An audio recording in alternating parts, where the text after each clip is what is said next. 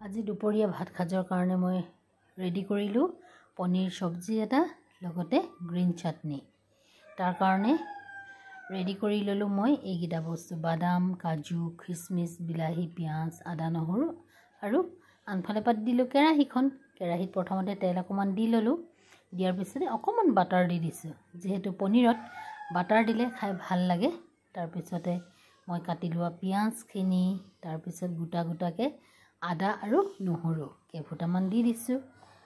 লগতে দিলোঁ কাটি লোৱা বিলাহী আৰু যিমানখিনি ড্ৰাই ফ্ৰুটছ লৈছিলোঁ গোটেইখিনি এতিয়া মই অলপ ভাজি ল'ম। মোৰ ভজা হৈ গৈছে। তাৰ ওপৰতে দি দিলোঁ এতিয়া কেইডালমান ধনিয়া। যিহেতু ধনিয়াৰ ছিজন হয়, ধনিয়া নাখালে ভাল নালাগিব আৰু গোন্ধটো যে ইমান ভাল লাগে। এইখিনি ভজা হোৱাৰ পিছতে অলপ সময় কাৰণে মই ঠাণ্ডা হ'ব ৰাখি দিম।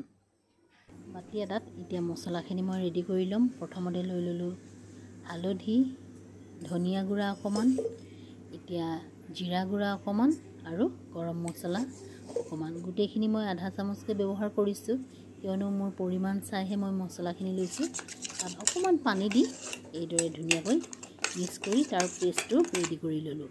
আৰু আনফালে আকৌ মই যিখিনি ভাজি থৈছিলোঁ সেইখিনিও এতিয়া পেষ্ট বনাব লাগিব, তেতিয়াহে খাবলৈ বেছি সোৱাদ হ'ব আৰু দেখিবলৈও ইমান ধুনীয়া হৈছে, বগাৰ মাজত সেউজীয়া সেউজীয়া। তাৰপিছতকৈ পাতি দিলোঁ কেৰাহীত দি দিলোঁ তেজপাত আৰু শুকান জলকীয়া। মছলাখিনি দিবলৈহে মই তেল অলপমান দিছোঁ। এতিয়া গোটেইখিনি ভালদৰে মই ভাজি ল'লোঁ। ভাজি লোৱাৰ পিছতে ইয়াত ঢালি দিম মই পিচি থোৱা পেষ্টখিনি, যিখিনি আছিলে বাদাম, পিঁয়াজ গোটেইখিনি থকা পেষ্টখিনি ধুনীয়াকৈ দি দিলোঁ। তাৰপিছত এতিয়া অকণমান নিমখ দিছোঁ। নিমখ প্ৰথমতে মই দিয়াই নাছিলোঁ, পাহৰি গৈছিলোঁ। এয়া এতিয়া দি দিলোঁ পনীৰখিনি। যিহেতু আজি মই পনীৰ ৰেচিপি এটা বনাইছোঁ, কাৰণ দুপৰীয়া আজি বৃহস্পতিবাৰ, নিৰামিষ খাওঁ আমি। নিৰামিষ সাজত আকৌ সেই পনীৰ চব্জিকণ এইকণ চব্জি খাই বিৰাট ভাল লাগে। তাৰ ওপৰতে দি দিলোঁ অকণমান পনীৰ মছলা। নিৰামিষ হয়, কিন্তু মাছ মাংসহে নাখাওঁ দেই, তেল মছলা এইবিলাক চব খাওঁ। সেইকাৰণে এইখন ধুনীয়াকৈ বনাই লৈছোঁ। যদি আপোনালোকে নিৰামিষ কেতিয়াবা খায়, এইদৰে মোৰ নিচিনাকৈ বনাই খাবচোন। আনফালে আকৌ এটা চাটনি লাগিব নহয়।